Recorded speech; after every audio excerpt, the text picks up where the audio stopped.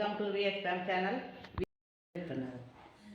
Vs fame channel subscriber பண்ணாதவங்க subscriber பண்ணிக்கோங்க. கூட இருக்கிற பெல் பட்டனை கிளிக் பண்ணிக்கோங்க. இன்றைக்கி வந்து பிடிக்காரனை குழம்பு வைக்கிறதுக்காக பிடிக்காரனை எடுத்துருக்குறேங்க. பிடிக்காரனை பாருங்கள், இதை துண்டு துண்டாக அரிஞ்சிருக்கிறேன். இந்த கிழங்கை அவிச்சு அப்புறம் தான் நம்ம குழம்பு வைக்கணும். அந்த கிழங்குல என்ன மருத்துவ குணம் இருக்குதுன்னா, வாயு தொல்லை, மூல நோய், மலச்சிக்கல், வயிற்று புண்ணு ஆற்றுறது, இன்னும் சில நிறையா இருக்குதுங்க இதுக்கு மருத்துவ குணம். அந்த மாதிரி இதை வந்து வாரத்தில் மாதத்துல 2 தரம் சாப்பிட்டு வந்தோம்னா நம்மளுக்கு எந்த தொந்தரவும் இருக்காது. அதனால் நான் இப்போ இன்றைக்கி வந்து இதை எடுத்துருக்குறேன். இந்த கிழங்கு எடுத்துருக்குறேன், பிடிக்காரன கிழங்கு. இதுக்கு வந்து அரிசி கழுவின தண்ணியில் தான் நம்ம வேக வைக்கணும். இப்போ அரிசி கழுவின தண்ணியை நான் ஊற்றிக்கிறேன்.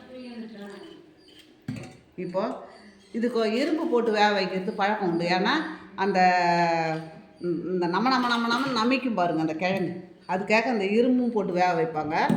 அடுத்தது இந்த புளி தண்ணியும் கொஞ்சம் ஊற்றிக்குவாங்க. ஏன்னா அந்த நமப்பு இருக்கும் அந்த குழம்பு சாப்பிடும்போது.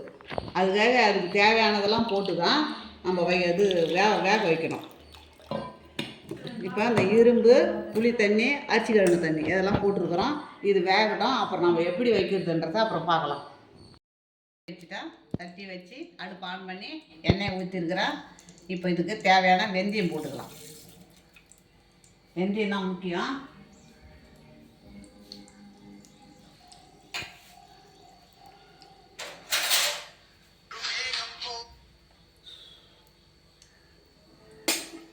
வெந்தயம் போட்டாச்சு. வெந்தயம் சிவக்கட்டும்.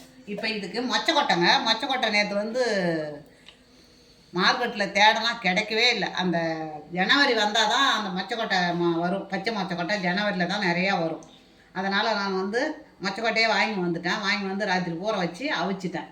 மொச்சக்கொட்டை போட்டு தான் வைக்கணும். அவ்வளோ ஒரு அருமையாக, அவ்வளோ ஒரு சூப்பராக இருக்குங்க. மொச்சக்கொட்டை போட்டு இந்த பிடிக்காரனை போட்டு வச்சோம்னா அவ்வளோ ஒரு அருமையாக இருக்கும். அதே பச்சை மொச்சக்கொட்டை போட்டு வச்சோம்னா அதை விட சூப்பராக இருக்கும். அதுக்கு தான் தேடணும். நேற்று மார்க்கெட்டு பூரா தேடனா கிடைக்கவே இல்லை. ஜனவரியில் தான் கிடைக்கும் அது. இப்போ கடுகு,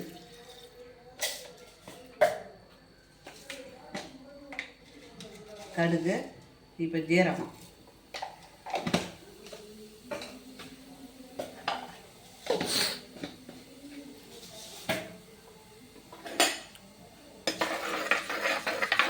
செவரணுங்க. வெந்தயம் நல்லா சிவந்து போச்சுன்னா நம்ம வெங்காயம் போட்டுக்கலாம்.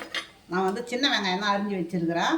சின்ன வெங்காயம் தான் இதுக்கு நல்லாயிருக்கும். அதனால் சின்ன வெங்காயம் தான் ஒரு 20-30 வெங்காயம் அரிஞ்சு வச்சுருக்கிறேன். நீங்கள் உங்கள்கிட்ட சின்ன வெங்காயம் இல்லைன்னா நீங்கள் பெரிய வெங்காயமாக போட்டுக்கலாம். ஏன்னா சின்ன வெங்காயம் போட்டால் டேஸ்ட் அது வேறு தனியாக இருக்கும். டேஸ்ட்டும் கூட, உடம்புக்கு அவ்வளோ சத்தும் கூட.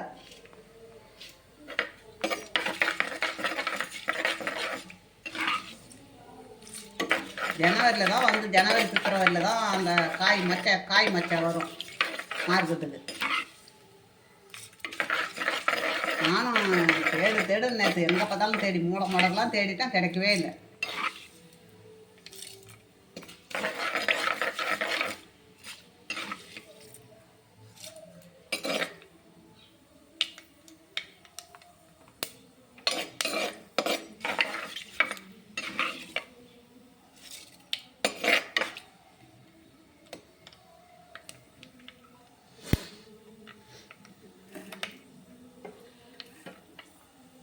இப்போ கருணக்கிழங்கு பாருங்கள், நல்லா தோல் நீக்கிட்டு வெந்து போச்சு. தோல் நீக்கிட்டு சுத்தம் பண்ணிவிட்டு அழகாக எடுத்து வச்சுருக்கிறேன் பாருங்கள் கருணக்கிழங்கு. இப்போ பாருங்கள் சிவந்து போச்சு பாருங்கள். வெந்தயம் நல்லா சிவந்து போச்சு. இந்த நேரத்தில் நம்ம இப்போ கறிவேப்பிலையை போட்டுக்கலாம். கறிவேப்பிலையை போட்டு வெங்காயத்தை போட்டுக்கணும். வெங்காயத்தை இப்போ இஞ்சி பூண்டு தட்டி வச்சுருக்கோம் பாருங்கள், அதையும் போட்டுக்கலாம்.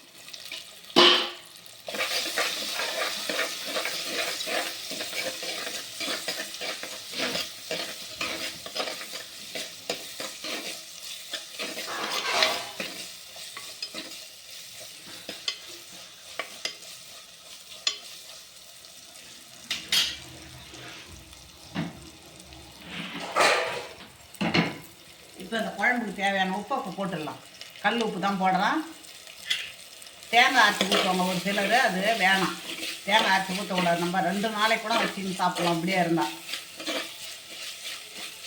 நம்ம தேங்காய் அரைச்சி ஊற்ற வேணாம். வெல்லம் மட்டும் இறக்க போகல சும்மா ஒரு கொட்டைப்பாக்கு அளவுக்கு போட்டு இறக்கிக்கலாம்.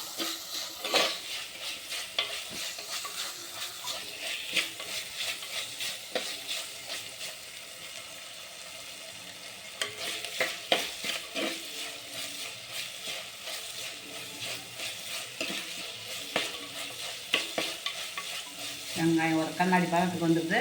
இப்போ நம்ம தக்காளி போட்டுக்கலாம்.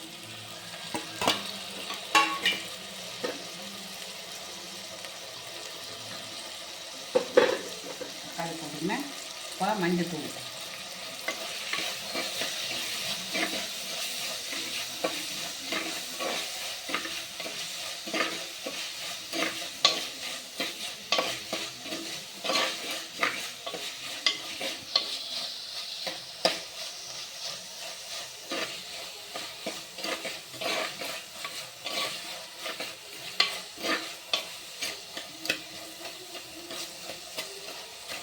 தக்காளி கொஞ்சம் நல்லா வதங்கின பிறகு நம்ம காரக்காரணி போட்டுக்கலாம். இப்போ மட்டை இருக்குது நல்லா அவிச்சு வச்சுருக்கிறேன். அதை எல்லாமே குழம்புலாம் இது பண்ணிவிட்டு கடைசியாக போட்டுக்கலாம்.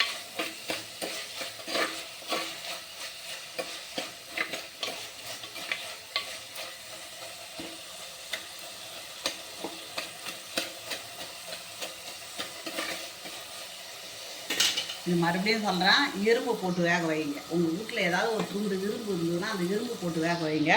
அந்த கரகரப்பு வரவே வராது. நம்ம நாக்கை நமைக்கும் சாப்பிடும்போது அது வரவே வராது. அப்போ அரிசி கழுவின தண்ணி கொஞ்சம் புளி தண்ணி போட்டுட்டோம்னா அது நல்லா சாதாரணமாகவே நம்ம சாப்பிட்லாம். இந்த நமக்கு இருக்கவே இருக்காது. இப்போ நம்ம போட்டுக்கலாம். இதெல்லாம் மஞ்சள் தூள் லேசாக உப்பு போட்டு வேக வைக்கணும். இப்போ கருணாயை போட்டுக்கலாம்.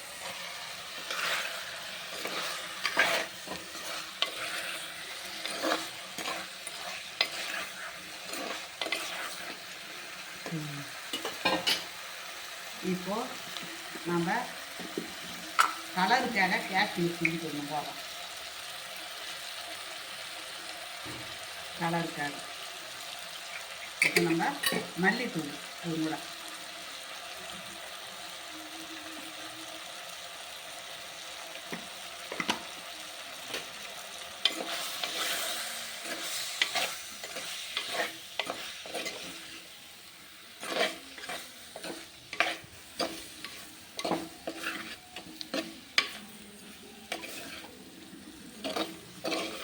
பச்சை வாசனை போடுறோம்.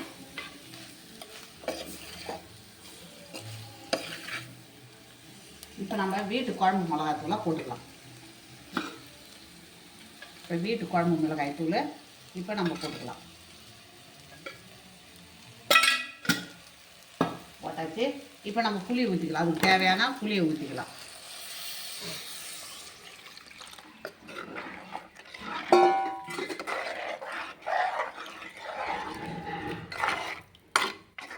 இப்போ நம்ம மொச்சக்கொட்டையை போட்டுக்கலாங்க.